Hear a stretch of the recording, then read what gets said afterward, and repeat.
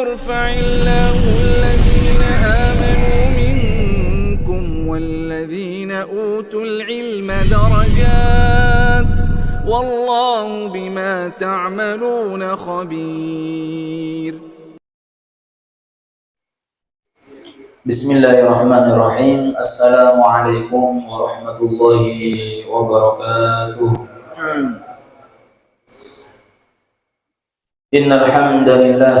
Innal hamdalillah nahmaduhu wa nasta'inuhu wa nastaghfiruh wa nu'minu bihi wa natawakkalu alayhi wa na'udzu bihi min sururi anfusina wa min sayyiati a'malina. Man yahdihillahu fala mudilla lahu wa man yudlil fala hadiya lahu. أشهد أن لا إله إلا الله وحده لا شريك له وأشهد أن محمدا عبده ورسوله لا نبي بعده. اللهم صل وسلم على محمد وعلى آله وأصحابه وبارك وسلم تسليما كثيرا.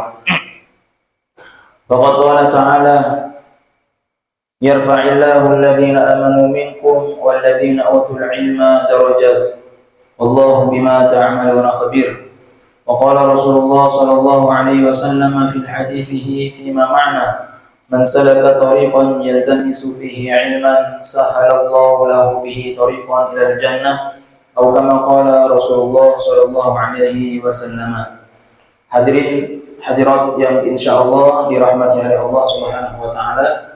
Lagi-lagi kita bersyukur kepada Allah taala karena pada malam hari ini Allah Subhanahu wa taala telah berikan kepada kita semua taufik, hidayah, inayahnya sehingga kita dapat berkumpul di tempat yang mulia ini, rumahnya Allah taala dan majlis yang sangat mulia, zikrullah, majlis ilmu. Maka mudah-mudahan kehadiran kita di tempat ini diridai oleh Allah Subhanahu wa taala dan kelak kita di akhirat insyaallah mendapat syafaatul udma daripada Rasulullah sallallahu alaihi wasallam. Para jamaah yang dirahmati oleh Allah Subhanahu wa taala, baik, hari ini kita sudah memasuki hadis yang kedua di akhir daripada Kitabul Jami', ya. Pembahasan kita pada malam hari ini zikrullah sababun fi najatil 'abdi minal mahaliki. Zikir kepada Allah adalah sebab keselamatan min mahaliki, seorang hamba dari berbagai kebinasaan. Jadi insyaallah pada malam hari ini kita akan membahas tentang zikir dan kita pun akan masuk pada bab fikih tentang zikir. Bagaimana hukum berzikir, pandangan para alim ulama, karena zikir ini ada yang mubah, bahkan ada yang ditekankan, ada yang dimakruhkan, bahkan ada yang diharamkan. Kemudian apakah boleh berzikir dengan kalimat-kalimat yang tidak pernah diajarkan oleh Rasulullah SAW? Lalu bagaimana dengan tambahan-tambahan lafaz zikir yang sering kita dengar? Apakah itu menyelisihi sunnah atau tidak? Jadi kita akan bahas pada malam hari ini. Baik, kita masuk pada hadis yang kedua. وعن معاذ بن جبل رضي الله عنه قال رسول الله صلى الله عليه وسلم. Dari Muaz bin Jabal radhiyallahu anhu, ia berkata, Rasulullah sallallahu alaihi wasallam bersabda, ma'amila, tidaklah anak Adam melakukan amalan, sesuatu amalan, anjalahu min adabillah min dzikrillah, yang lebih menyelamatkannya dari azab Allah daripada berzikir kepada Allah Subhanahu wa taala. Jadi saya ulang lagi, tidaklah anak Adam melakukan suatu amalan yang lebih menyelamatkannya dari azab Allah daripada berzikir kepada Allah Subhanahu wa taala. Ternyata zikrullah ini adalah suatu amalan yang akan menyelamatkan hamba dari azab api nerakanya Allah taala. Asyarhu, penjelasan, hadza fihi anna dzikra yusamma amalan. Hadis ini menunjukkan bahwa zikir itu termasuk suatu amal. Wa annahu a'dhamul a'mali, dan ia merupakan amal yang paling agung. Jadi zikir ini amal yang paling agung. Sudah pernah kita bahas pekan lalu ya. Karena inti daripada ibadah itu zikrullah. Puasakah dia, sholatkah dia, hajikah dia, baca Qurankah dia, ya. Intinya itu adalah zikrullah, berzikir kepada Allah. Fadzikru sababun fi najatil 'abdi minal mahalik fid dunya wal akhirah. Maka zikir menjadi sebab keselamatan seseorang hamba dari berbagai kebinasaan di dunia dan akhirat. Faman lahija bi dzikrillah, barang siapa yang lahija itu apa ya? Candu. Lahija itu candu, suka berzikir kepada Allah Subhanahu wa taala. Fa innallaha yunajjihi min kulli karbin, maka Allah akan menyelamatkannya dari setiap kesusahan. Mudah-mudahan lidah kita candu dengan zikrullah, Pak, sehingga semua kesusahan kita akan dihilangkan oleh Allah Ta'ala. Walihada kana al-anbiya alaihi salatu wassalam, oleh karena itu, jadi para nabi alaihi salatu wassalam idza waqa'u fi dhaikin, jika mereka berada dalam kesempitan, au fi karbin, atau kesusahan, doikin, karbin, ini seperti gula dan semut. Setiap doikin pasti karbin. Setiap kesempitan, sudah sempit pasti susah. Nah, jadi para nabi ketika mereka itu ya berada dalam doikin wa karbin, kesempitan dan kesusahan, wasyiddatin, dan cobaan, yadhkurunallaha ta'ala, maka mereka itu akan senantiasa ingat kepada Allah Subhanahu wa taala. Nah, di sini muallif pengarang daripada kitab ini, beliau menceritakan tentang para anbiya alaihi salatu wasallam yang selalu berzikir mengingat Allah taala. Kita sama-sama tahu Bapak-bapak, Ibu-ibu, bahwa manusia yang paling besar ujiannya itu adalah para nabi. Kata Rasulullah sallallahu alaihi wasallam, asyaddul bala al-anbiya. Manusia yang paling berat ujiannya adalah para nabi. Dan yang paling terberat Rasulullah sallallahu alaihi wasallam. Tidak ada para nabi yang dapat cobaan yang sangat berat kecuali Rasulullah sallallahu alaihi wasallam. Jadi setiap nabi memiliki cobaan, imtihanat, ujian dari Allah taala. Nah, di sini bagaimana sikap para nabi ketika mereka mendapat ujian dari Allah taala? Maka di sini disebutkan wa ayyuba idnada rabbahu. Di sini mu'allif menceritakan tentang Nabi Ayub. Nabi Ayub itu seorang nabi yang kaya raya awalnya, Pak. Karena beliau itu diuji memiliki penyakit gatal-gatal ya, penyakit sehingga hartanya, usahanya, kebunnya, bahkan istri dan keluarganya itu meninggalkan Nabi Ayub alaihissalam seorang diri. Bahkan diusir dari kampungnya karena penyakit Nabi Ayub ini penyakitnya luar biasa, penyakit menular. Jadi orang itu kalau dari jarak jauh saja melihat Nabi Ayub sudah ketakutan, baunya sangat busuk. Ulat-ulat menggerogoti daripada kulitnya Nabi Ayub alaihissalam. Maka apa yang dikatakan Nabi Ayub alaihissalam? Di sini Allah menceritakan idnada rabbahu. Nabi Ayub alaihissalam berdoa, anni massan yadur. Nah, ini doanya Nabi Ayub merayu Allah itu sangat luar biasa. Para ulama mufassirin mengatakan ini Allah bercerita Nabi Ayub ini agar kita mengambil tauladan dari Nabi Ayub alaihissalam. Apa doa Nabi Ayub? Ya Allah, aku ini sedang ditimpa penyakit. Ya. Anni masyanadur. Ya Allah, aku ini kena penyakit ya Allah. Wa anta arhamur rahimin. Maka sungguh Engkau adalah Maha Penyayang. Udah gitu aja. Jadi Nabi Ayub enggak minta ya Allah sembuhkan penyakitku. Enggak, hanya laporan saja. Ya Allah, aku ini kena penyakit, Engkau adalah Maha Penyayang. Udah selesai. Apa yang terjadi? Fastajabna lahu.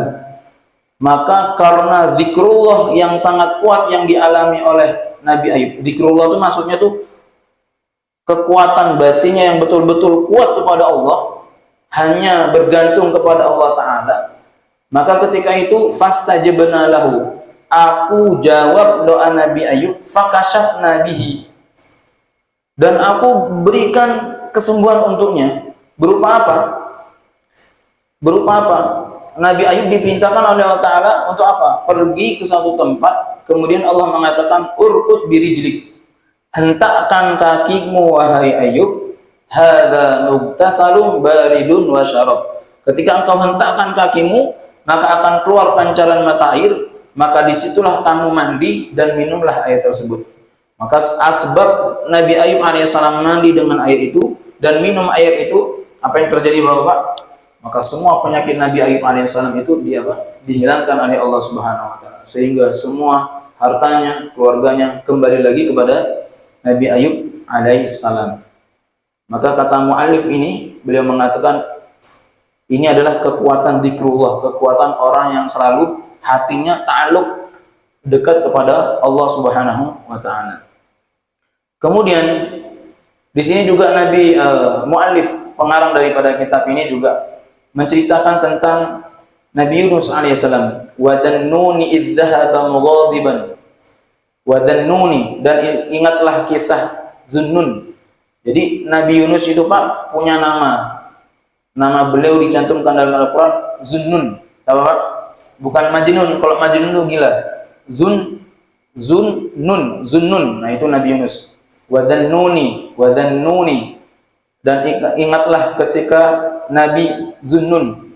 Zunnun ini para ulama mufassir mengatakan fahuwa Yunus alaihissalam, adalah Nabi Yunus alaihissalam. Idzahaba mughadiban, ketika ia pergi dalam keadaan marah. Jadi Nabi Yunus alaihissalam ini Pak, ketika berdakwah kepada kaumnya, ini ucapannya tuh nggak didengar, bertahun-tahun nggak didengar, sehingga pengikutnya itu hanya sedikit saja. Bayangkan Pak, kita puluhan tahun ngajak, pengikutnya hanya sedikit, bahkan membangkang. Nah, ketika itu Nabi Yunus alaihissalam pergi meninggalkan kaum tersebut karena jengkel. Udahlah, daripada saya lama-lama di sini nggak ada yang mau dengar, saya pergi saja.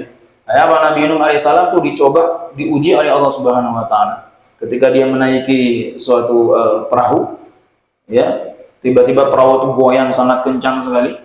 Maka orang-orang mengatakan, wah, di antara kita ini ada pendosa ini. Akhirnya apa? Nabi Yunus alaihissalam yang dituju. Akhirnya Nabi Yunus dilempar. Setelah dilempar dimakan oleh hut, ikan paus. Maka ketika itu Nabi Yunus alaihissalam berada di tiga kegelapan, gelapnya malam, gelapnya pantai, laut, ya. Yang ketiga adalah gelapnya perut ikan. Maka di situ Nabi Yunus alaihissalam diajarkan satu doa, la ilaha illa anta subhanaka inni kuntu minadh dhalimin. Sehingga dengan doa tersebut, zikir tersebut, Nabi Yunus alaihissalam dikeluarkan dari tiga kegelapan.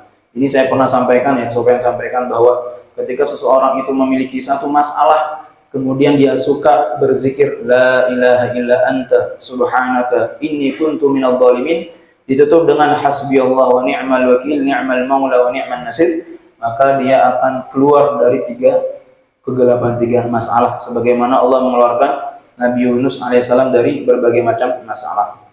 Baik. Kemudian di sini Nabi SAW mengatakan, ta'arraf ilallahi firraha ya'rifuka fi syiddah. Ketika seorang ta'arraf ilallah firraha, ketika engkau ingat kepada Allah Subhanahu wa taala pada firraha, di waktu yang luang, ya'rifuka fi syiddah, maka Allah Subhanahu wa taala akan ingat kamu ketika engkau kesusahan. Maksudnya apa? Ketika seseorang itu ingat kepada Allah ketika lapang, maka Allah akan mengingatnya ketika dia itu susah. Maksudnya apa? Ini peringatan buat kita, Pak. Kadang-kadang orang itu kalau sudah sehat, banyak punya uang, hidupnya tenang, kemudian hutangnya lunas semuanya, kan tenang itu, Pak. Kadang-kadang dia tuh lupa sama Allah, betul, Pak? Dan orang itu kadang-kadang ingat sama Allah itu ketika dia itu susah. Maka di sini kata Nabi, ketika di waktu lapang dia ingat kepada Allah, ya'rifuka fi syiddah, maka orang itu akan dibantu oleh Allah ketika itu dia mengalami waktu sangat sempit. Ketika kita lagi sempit, ada masalah sedikit, ya, Allah Subhanahu wa taala akan bantu. Kenapa? Karena ketika kita lapang, kita selalu ingat Allah Subhanahu wa taala. Jadi ini hadis-hadis keutamaan tentang orang yang selalu mengingat kepada Allah Subhanahu wa taala. Baik, sekarang kita masuk pada hukum fikihnya. Al-ahkam al-fiqhiyyah fi dzikr. Hukum-hukum fikih dalam zikir. Ini penting kita bahas, Pak. Al-hukmul asliyu lidzikri, hukum asal daripada zikir itu mustahabbun wa ma'murun bih. Jadi hukum asal zikir itu adalah sunnah dan diperintahkan. Sunnah Pak ya? Sunnah dan diperintahkan. Ya. Qala Allah Ta'ala, Allah Subhanahu wa taala berfirman, "Ya ayyuhalladzina amanu dzkurullaha dzikran katsira." Wahai orang-orang beriman, berzikirlah kamu kepada Allah dengan zikir yang dzikran katsira, zikir yang banyak. Yakunu dzikru wajiban. Zikir itu terkadang menjadi wajib. Perhatikan Pak, hukum asal zikir itu sunnah, mustahab, sangat dicintai dan diperintahkan. Tetapi kita perhatikan di sini, yakunu dzikru wajiban. Terkadang zikir itu menjadi wajib. Kapan? Kat takbir fis shalah, ketika takbir dalam sholat itu wajib. Wa qiraatil Fatihah, membaca Al-Fatihah itu wajib. Wa tasyahud ala qauli ba'dil ulama, kemudian tasyahud itu hukumnya wajib. Maka 4 ini jangan sampai ditinggal. Kenapa? Ketika seseorang meninggalkan 4 ini, maka ibadahnya batal ketika di dalam sholat. Maka takbir itu hukumnya wajib. Allahu Akbar. Ya, wajib itu Pak. Kita belajar Allahu Akbar. Ketika panjenengan membaca Allahu Akbar, batal sholatnya. Kenapa? Menambah harokat bar. Itu artinya sudah bukan Allah Maha Besar lagi. Atau Allahu Akbar, itu juga batal sholatnya. Makanya tahsin Al-Quran itu penting ya. Tahsin Al-Quran itu penting supaya kita tahu mana hak huruf yang benar. Takbir Allahu Akbar fis shalah. Maka jenengan itu kalau takbir itu Pak jangan pelan. Allahu Akbar harus keras. Karena ketika seorang itu takbir dalam hati itu enggak sah sholatnya. Karena talafut ini harus diucapkan. Yang kedua, qiraatil Fatihah, membaca Al-Fatihah. Itu zikir yang wajib diucapkan. Maksudnya di sini zikir sholatnya wajib. La sholata liman la fatihata lahu. Tidak ada sholat bagi orang yang tidak membaca surat Al-Fatihah. Ya, karena Fatihah ini adalah syarat sahnya daripada sholat. Fatihah, suratul Fatihah. Wajib membaca surat Al-Fatihah. Yang kedua, wa tasyahud ala qauli ba'dil ulama. Tasyahud, asyhadu an la ilaha illallah wa asyhadu anna Muhammadur Rasulullah. At-tahiyyatul mubarakatus sholawat, itu harus diperhatikan karena itu hal yang wajib. Yakunu dzikru mustahabban. Zikir itu terkadang menjadi sunnah. Jadi zikir pertama wajib, yang kedua zikir itu terkadang menjadi sunnah. Kapan itu? Kal adzkaris shabah wal masa. Seperti zikir shabah pagi dan petang ya. Jangan pasti tahu zikir pagi itu apa, kemudian zikir petang itu apa. Wal adzkari ba'da sholawat, zikir setelah sholat itu sunnah. Wa tasbih wal istighfar, kemudian tasbih subhanallah, alhamdulillah, Allahu akbar, astagfirullah, itu sunnah, sangat dianjurkan. Kemudian yakunu dzikru makruhan. Terkadang zikir itu menjadi makruh. Kapan? Idza kana bi sautin yu'addin nasa aw yuwaswisu alaihim. Jika zikir itu dilakukan dengan suara yang mengganggu atau membuat orang lain tidak nyaman. Ketika kita membaca Al-Quran ya, dengan suara yang merdu umpama baca Al-Quran, tiba-tiba di samping kita ada orang yang sedang sholat. Ketika kita mengeraskan suara kita, maka hukum bacanya itu menjadi haram walaupun bacaan Al-Quran itu benar. Tetapi ketika kita mengeraskan suara tersebut, ada orang yang sholat di samping kita, maka itu haram hukumnya, maka dipelankan sedikit. Jadi kalau bacaan Al-Quran kita itu sampai ganggu orang, ya, nah itu menjadi hukumnya menjadi makruhan. Hukumnya apa? Makruh. Mohon maaf, bukan haram ya, makruh. Yang kelima, khamisan, yakunu dzikru muharraman. Zikir terkadang menjadi haram. Kapan? Nah ini, idastamala 'alal alfadhi syirkiyah aw bid'ah mukhalifatil syar'. Jika zikir tersebut mengandung lafaz-lafaz kesyirikan atau bid'ah yang menyelisih daripada syariat.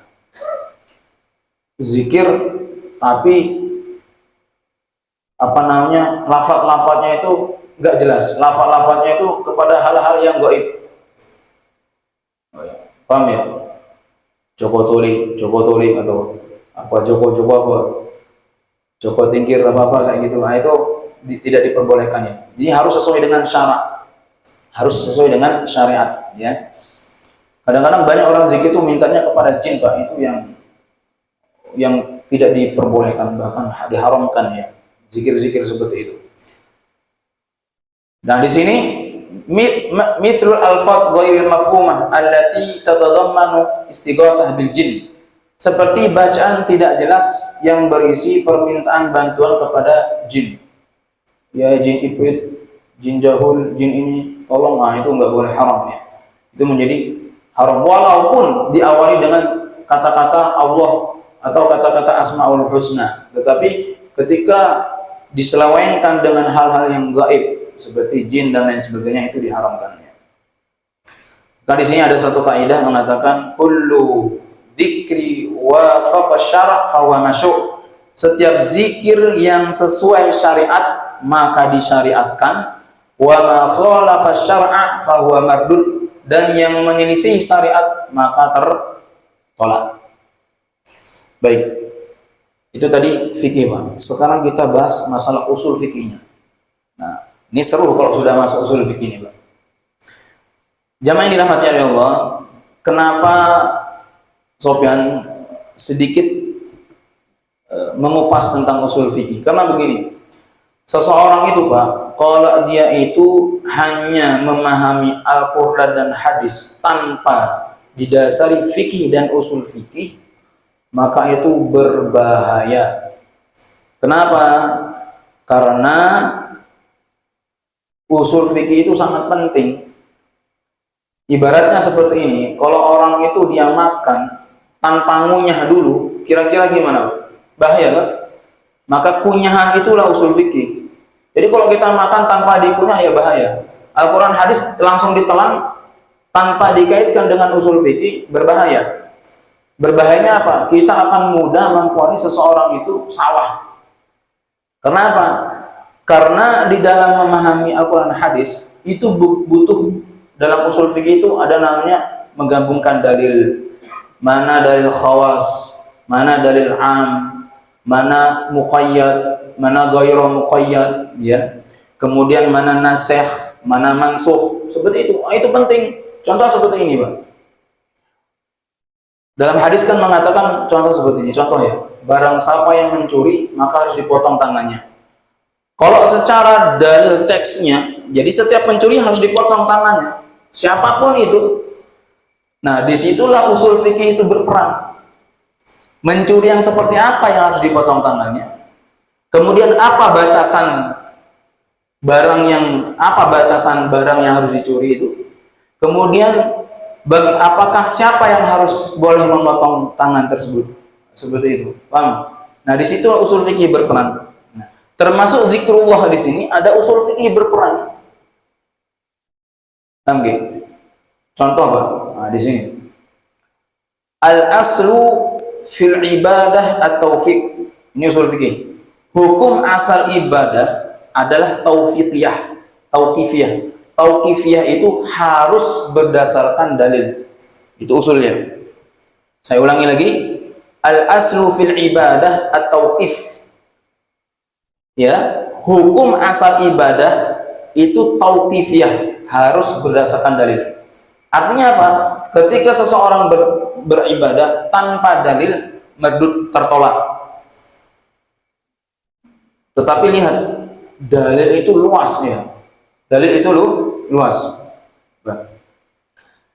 Ai innal ibadat la tuf'alu illa bidalilin minal kitabi was sunnah. Maksudnya, ibadah tidak dilakukan kecuali dengan dalil Al-Quran dan Sunnah, maka hukumnya tertolak. Jadi ibadah itu harus dilakukan sesuai kitab Al-Quran dan Sunnah.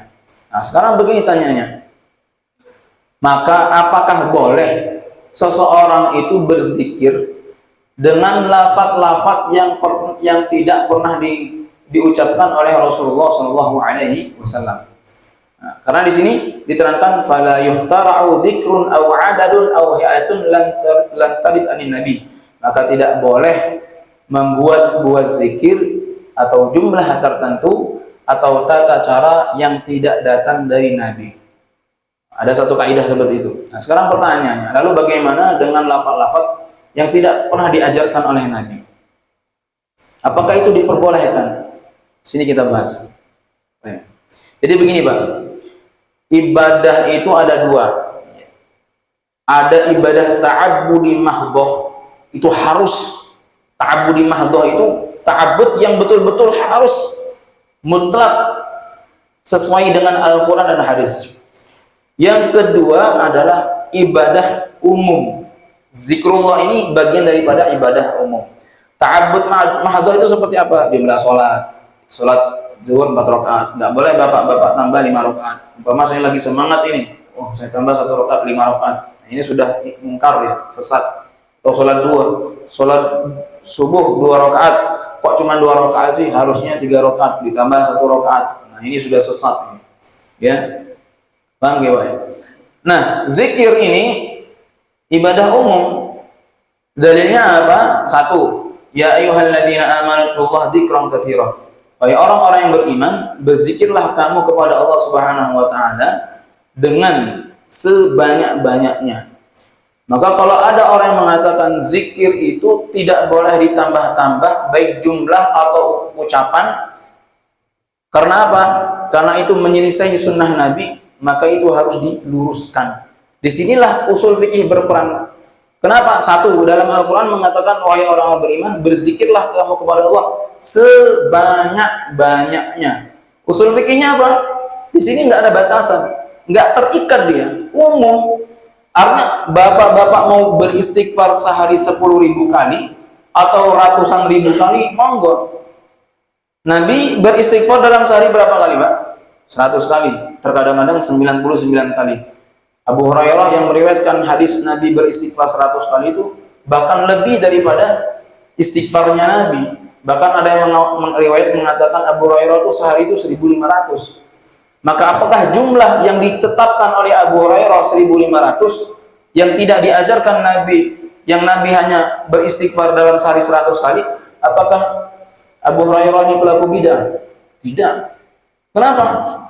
Karena ada dalil tadi, wahai orang beriman, berzikirlah kamu kepada Allah sebanyak-banyaknya. Ini 1. Yang kedua, hadis sami'an nabiyyu sallallahu alaihi wasallam rajulan yaqul, Allahumma inni as'aluka bi anni ashhaduka anna anta Allah, faqala laqad sa'ala Allah bi ismail adham. Ada seorang nabi itu pernah mendengar salah satu sahabat Nabi berdoa, Allahumma inni as'aluka bi anni ashhaduka annaka anta Allah. Artinya, ya Allah, aku meminta kepadamu dan sesungguhnya aku bersaksi kepadamu, engkau adalah Allah Ta'ala, engkau adalah Tuhanku Allah Ta'ala. Faqala, maka Nabi mengatakan, laqad sa'alallah bi ismil adham. Wahai sahabatku, engkau telah meminta kepada Allah dengan nama-nama yang mulia. Padahal ini doa tidak pernah diajarkan oleh Rasulullah Shallallahu Alaihi Wasallam. Artinya diperbolehkan ya. Kemudian Nabi tidak mengingkari lafaz baru dari doa sahabat tersebut, bahkan memujinya. Contoh, mungkin bapak-bapak pernah dengar ya, ketika seorang itu bangun dari ruku' i'tidal, sami Allahu liman hamidah, ya kan? Itu kan sunnahnya itu saja sebenarnya, Pak. Sami Allahu liman hamidah, Rabbana walakal hamd. Itu sunnahnya itu saja sebenarnya yang ditambahkan Nabi, yang diajarkan Nabi. Tetapi ketika itu ada seorang sahabat membaca hamdan katsiran thayyiban mubarakan fi warzuqhu, macam-macam sekali. Maka Nabi setelah berdoa langsung tanya, siapa di antara sahabat Nabi yang pakai doa itu? Saya, wahai Rasulullah. Takut nih sahabat Nabi. Maka Rasulullah mengatakan, aku telah melihat ribuan kepala malaikat mendoakan, mengangkat daripada doamu. Padahal ini redaksinya tidak pernah diajarkan oleh Rasulullah Shallallahu Alaihi Wasallam. Maka boleh. Dalil yang paling jitu di sini dalam hadis Bukhari, thumma liyatakhayyar minad du'a ajabahu ilahi fayad'u. Silakan memilih doa yang engkau sukai, atau silakan engkau memilih zikir yang engkau sukai, Karena itu tidak dibatasi lafaz tertentu. Ini hadis riwayat Bukhari dan Muslim. Dengan catatan zikirnya itu betul-betul sesuai syariat. Doanya juga sesuai syariat yang tidak bertentangan dengan dalil. Baik, ini dilihat dari segi dalil hadis ya Pak dan usulnya. Sekarang kita melihat ulama-ulama para alim ulama yang masyhur seperti Imam Nawawi. Apa beliau mengatakan? Ad-du'a'u la yata'ayyanu lahu lafdun. Doa itu tidak harus dengan lafaz tertentu dari Nabi, bal kullu ma sahha ma'na'u jazad du'a'u bihi. Ya. Doa tidak harus dengan lafaz tertentu dari Nabi selama maknanya itu benar. Contoh Pak, ketika ada seseorang memberikan sesuatu kebaikan kepada kita, sunnahnya kan kita membaca jazakallahu khairan, ya kan? Semoga Allah membalas kepadamu dengan kebaikan. Sekarang timbul pertanyaan, lalu bagaimana kalau kita tambah kathiron? Jazakallahu khairan kathiron kabiron Allahu akbar. Apakah itu boleh? Boleh. Karena artinya semoga Allah menambah kebaikan yang banyak kepada kamu. Kira-kira kalimat kathiron ini Pak, pernah nggak diajarkan Nabi? Nggak pernah. Tapi kan maknanya baik, maka diperbolehkan para alim ulama. Sekarang Syekh Ibnu Taimiyah rahimahullah, beliau mengatakan, wa amma du'a'u falaysa lahu lafdhun mu'ayyanun bal yad'ul insanu bima syaa idza lam yakun itsman. Maka boleh, ini majmu' fatwa ya. Maka kata beliau, ya, beliau menegaskan boleh doa dengan lafaz apa saja selama tidak mengandung dosa. Paham ya? Jadi doa dengan lafaz apa saja itu boleh. Jadi kalau panjenengan melihat Masjidil Haram itu kadang-kadang doanya itu juga redaksinya tidak selamanya tidak semua dari hadis-hadis Rasulullah, ucapan Nabi. Banyak kadang-kadang ditambah. Selama itu baik. Qala Ibnu Hajar rahimahullah, Imam Ibnu Hajar beliau mengatakan, fihi jawazul insya' dzikrin lam yunqal idza lam yukhalifil ma'thur. Boleh membuat lafaz zikir selama tidak bertentangan dengan syariat. Ya Razzaq, ya Fattah, ya Alim, ya Sabur. Ya, itu boleh-boleh saja karena itu tidak bertentangan dengan syariat. Ya. Kemudian mu'alif ini menutup dengan satu kaidah yang sangat penting, kaidah usul. Beliau mengatakan al-aslu fil adhkaril muntaliqatis sa'ah mutlaqatis sa'ah al-aslu fil adhkaril mutlaqatis sa'ah. Hukum asal zikir umum luas, boleh dengan berbagai lafaz. Wal mamnu'u ma khalafa syar'u aw i'tiqad lizumuhi. Ya, yang tidak diperbolehkan, yang terlarang adalah zikir-zikir yang mengandung kesyirikan atau menyimpang atau menganggap itu harus dibaca. Kalau nggak dibaca itu nanti kita kena bala atau azab. Nah, itu nggak boleh hal-hal yang seperti itu.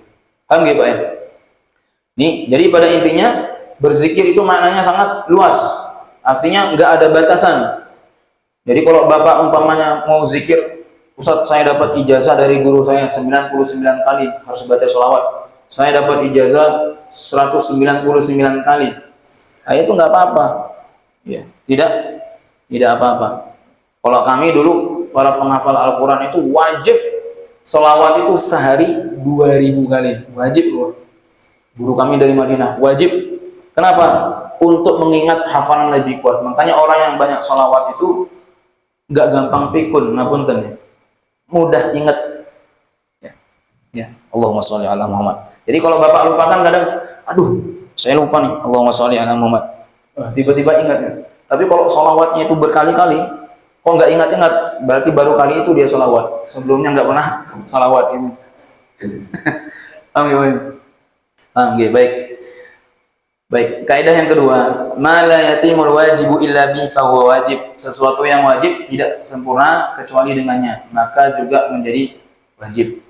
Fata'allamul adhkar wal muhafadhu 'alaiha min asbabil hifdzil iman wat thawab 'ala ta'ah. Mempelajari zikir dan menjaganya termasuk sebab terjaganya iman dan ketaguan dalam ketaatan.